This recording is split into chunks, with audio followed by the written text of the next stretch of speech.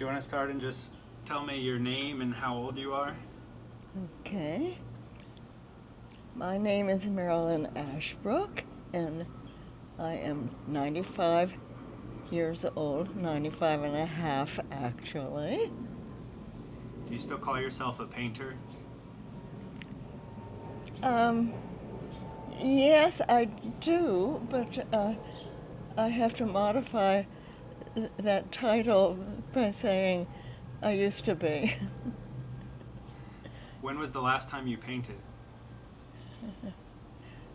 Well, the last time I took something to a gallery was 20 years ago, so I guess that's probably when I quit painting.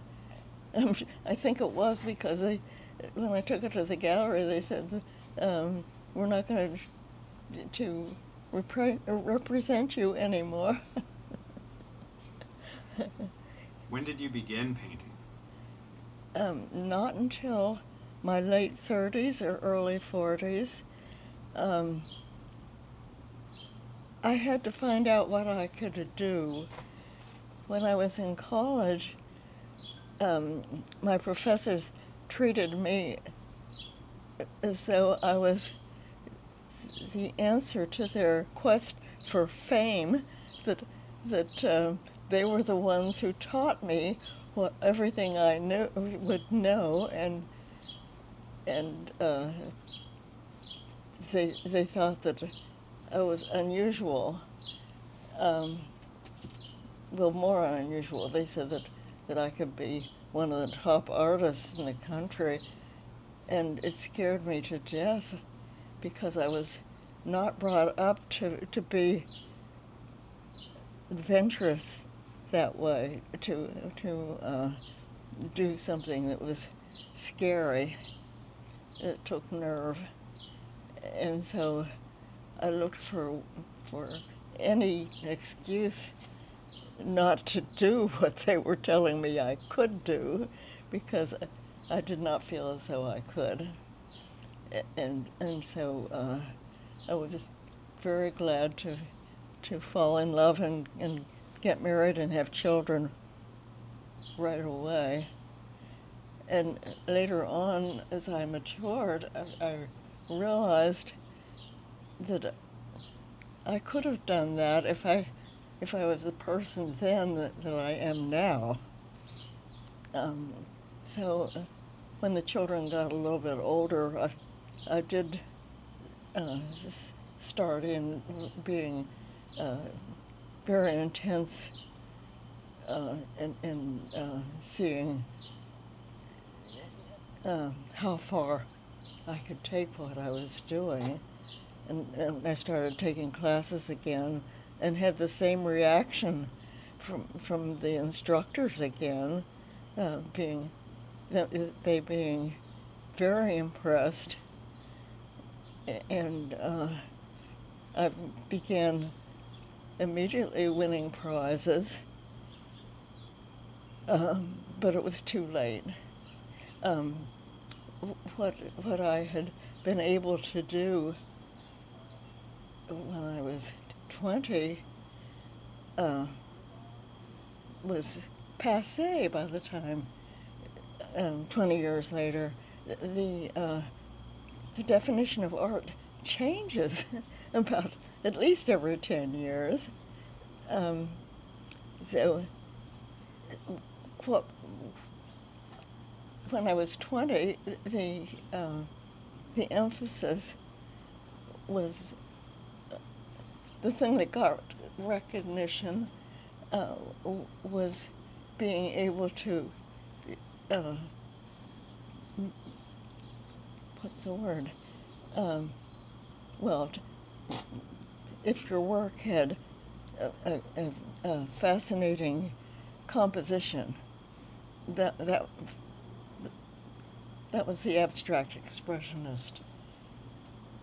Uh, th- uh,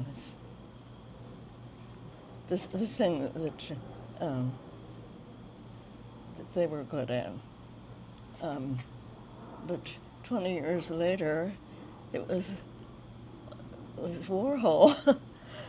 and it just it bypassed me. It was too late, and even though I was winning prizes locally, it was because local was passé too. uh, so there was no hope for doing anything more than I had done, really.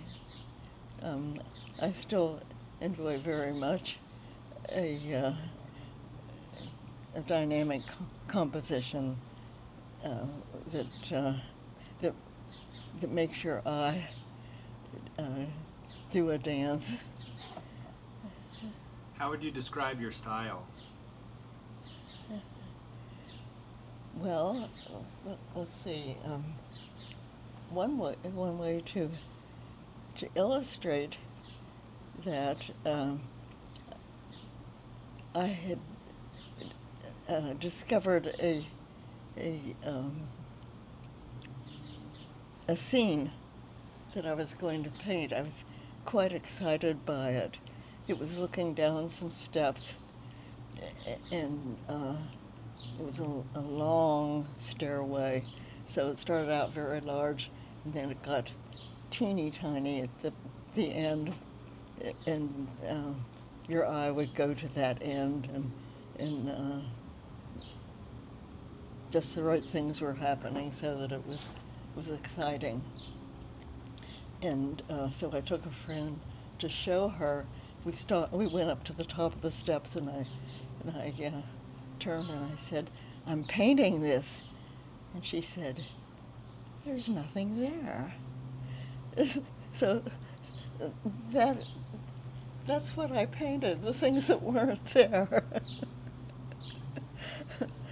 um, when I sometimes I've taken slides of the space between houses or something like that I think would be interesting for me to work up.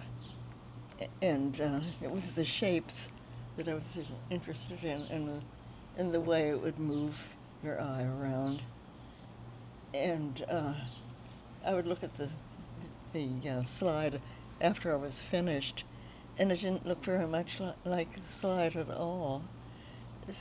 So I would take the shapes as cues, but I would make things happen with your eye that weren't actually in the slide, and probably weren't there if I were working on site either. But they were a starting place. Your colors are always very striking. How did you develop a palette? I guess it's so intuitive that I can't explain it. They're almost more vibrant than life itself. Was that something that you considered? No, but I guess I was more interested in how the colors were, what they were doing to each other, than any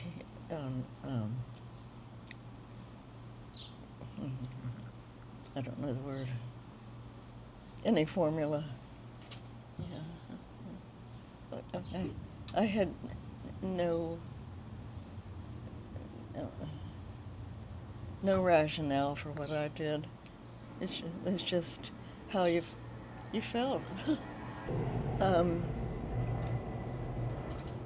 The movement came from actually from my body image. However, whatever my elbows felt, that's what I wanted in my paintings. And that's very strange to convey to anybody, but you're actually painting your own body in a way. The nerve endings or what something. uh, it's not anything you can explain, but it's when they say that something comes naturally, I would say that it comes from your body. Yeah. Did you feel that change as you aged? No. No.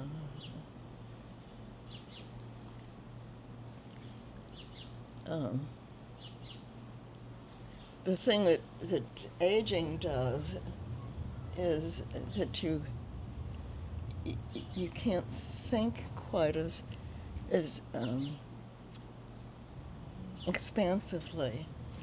Uh, at some point, you realize that you can only think about one thing at a time, and to make art really. Well, I have taught, and what I tell the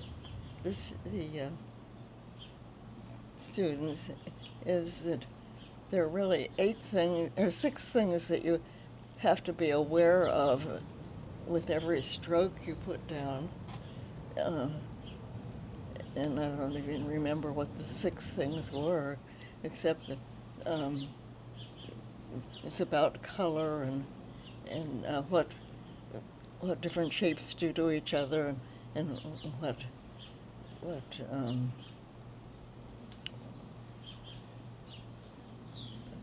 what things happen, interactions. Um, if you can not be aware of all those at once, um, you're you're not going to get what you want. Um, for instance, uh, the variables uh, that I can think of are intensity of color and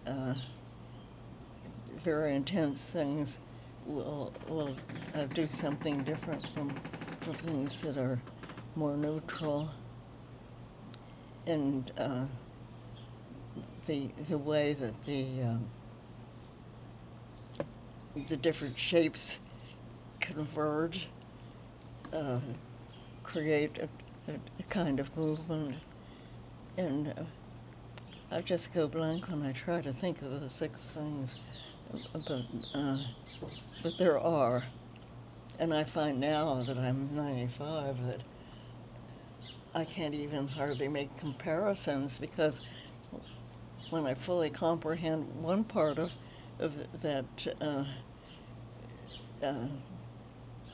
relationship, I can't. As soon as I try to think of the other one, I forget the first one. So that begins to happen. It began to happen to me around age 75, I think. But it matured as I matured. Yeah. Yeah. Do you have any favorite memories from your artistic life? Travels, people, experiences? Mm.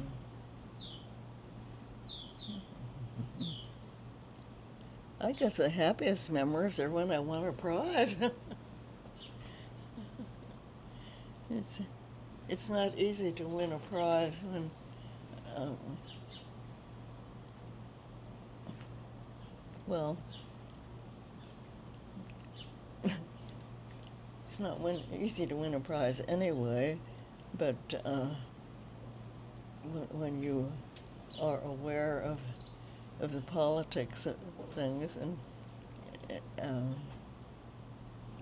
the who the judge is, and what they react to it. Um, it's like somebody gave you a gift when you actually get some kind of recognition. Uh, as far as reaction, actual experiences making art, um, the I guess the most rewarding thing is when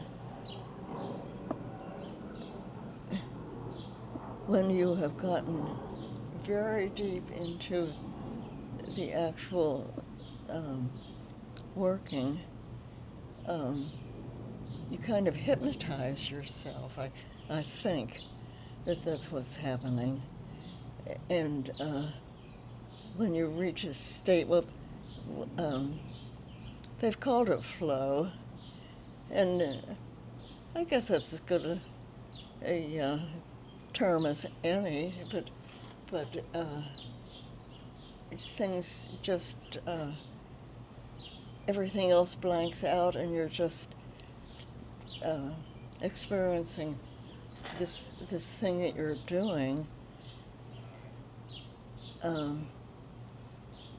Sometimes when it's happened, it kind of scares me that maybe that's really what mental illness is, because it is a different mental state than people usually have, and it's thrilling,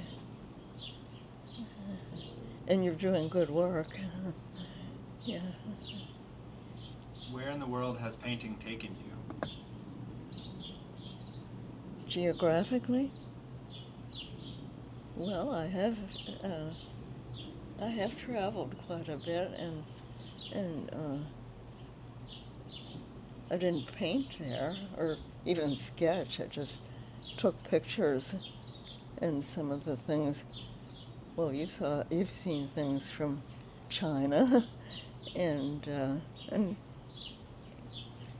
various European countries.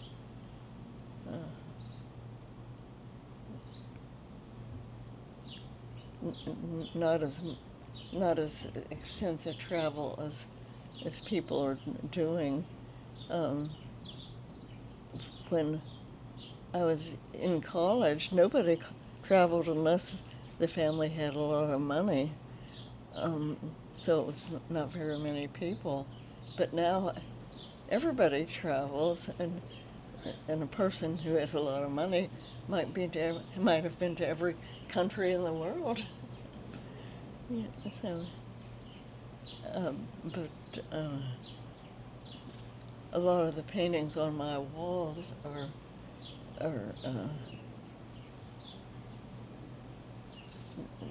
they are not only exciting to me, but also good memories. And what do you think of when you look at them? Mostly about the shapes and the movement. It's not really about the place at all.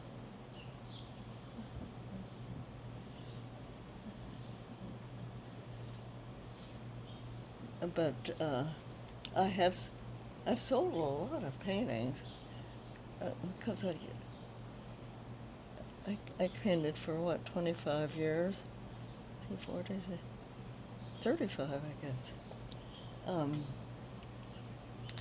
And I guess I average a painting a year. So that was a lot of paintings to sell, but I kept the ones that I liked the best. I couldn't part with them. So part of it is the memory of it, but mostly it might have been that I was just so excited by that particular scene that I adapted, that the excitement carries over. But when I spoke of the feeling of flow, I don't attach that to any particular piece of work. It happened, but it was so disembodied from anything that resulted from it that I can't imagine when it happened or anything. It was just an experience that was fascinating. And it made me wonder whether other people actually do. Well, the fact that it has a name, evidently it happens to other people. Do you feel like you've always had an artistic mind? My mother tells me that when I was, before I was walking, that I would trace the patterns in the patchwork quilts, and that I was always very visual.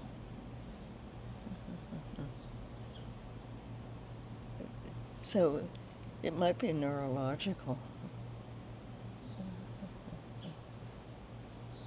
So maybe there's research on what makes whether there's a neurological pattern or syndrome that makes me do that. But of course, it doesn't make any difference when conceptual art is ascendant. Who cares what your neurological bent is?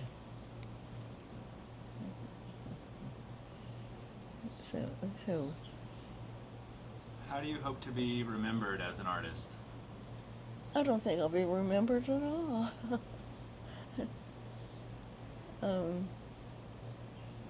I've given away some paintings, and I suspect that the fact that I didn't get any money for it means that they aren't worth anything.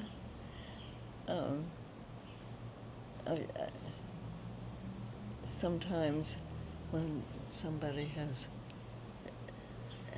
has bought a painting but then moves to a place where they can't accommodate it, they've asked me to take it back gratis. So I don't know that people really value them if they haven't been on the market.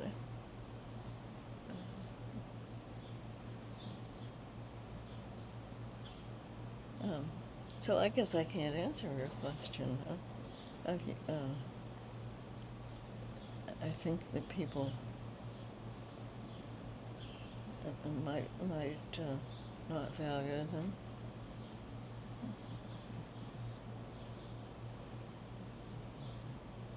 What advice do you have for somebody who feels the artistic itch?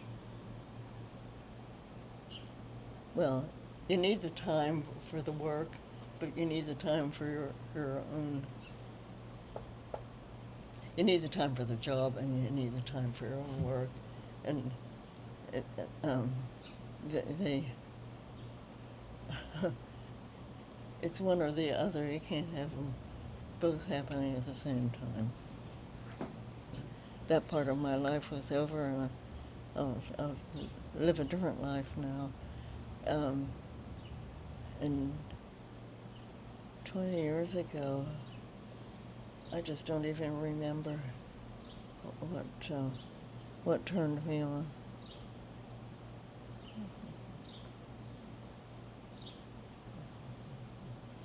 I guess that I am still turned on by the things that I was trying to do myself. that I feel a flash of recognition that yes, they're doing the right thing.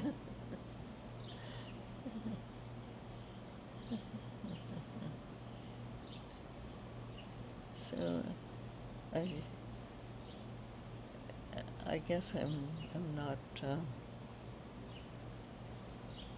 not part of the art world anymore, and can't speak about it. Well, thank you, Marilyn. Uh-huh. I'll always be a fan of your work. And if we're done with that, or do you want to look at my art books? Yeah.